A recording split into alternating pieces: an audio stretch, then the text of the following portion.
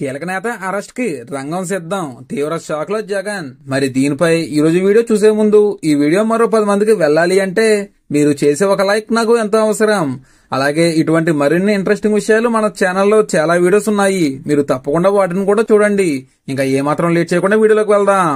YCP నేతల arrest పర్వం continue అవుతున్న వేళ నెక్స్ట్ ఎవరు అన్న ప్రచారం జరుగుతోంది. ఇలాంటి టైంలో మాజీ మంత్రి రోజా చుట్టూ ఉచ్చు బిగుస్తున్నట్లు కనిపిస్తోంది. ఆడదాం ఆంధ్ర కార్యక్రమంపై విజిలెన్స్ విచారణ పూర్తవగా భారీగా అవినీతి జరిగినట్లు తెలుస్తోంది. ఈ కేసులో రోజాకు ఇబ్బందులు తప్పకపోవచ్చనే ప్రచారం మొదలైంది. ఇంతకీ ఆడదాం ఆంధ్ర కార్యక్రమంలో ఏం జరిగింది? విజిలెన్స్ అధికారులు ఎలాంటి ఆధారాలు లభించాయి? రోజా అరెస్ట్ ఖాయమా? ఏపీ పొలిటికల్ సర్కిల్లో వినిపిస్తున్న గాసిప్స్ ఏంటి అనేది ఈ వీడియోలో చూద్దాం.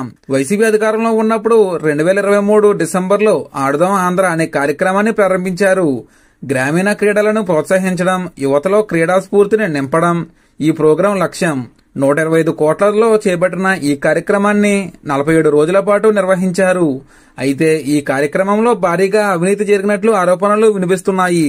అయితే దీనిపై విచారణ జరిపిన విజిలెన్స్ కీలక ఆధారాలు సేకరించినట్లుగా తెలుస్తోంది.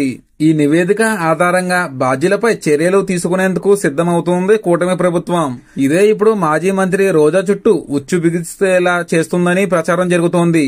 విశాఖలో జరిగిన ముగింపు ఉత్సవం కోసం 2.7 కోట్లు, క్రీడా పరికరాల కొనుగోలుకు 37.5 కోట్లు, పోటీల నిర్వహణకు 14.99 కోట్లు ఖర్చు చేసినట్లు అధికారులు లెక్క చెబుతున్నారు. అయితే ఆడదాం ఆంధ్ర కార్యక్రమంలో భారీగా నిధులు దుర్వినియోగం జరిగిందని కూటమి ఎమ్మెల్యేలు ఆరోపిస్తున్నారు.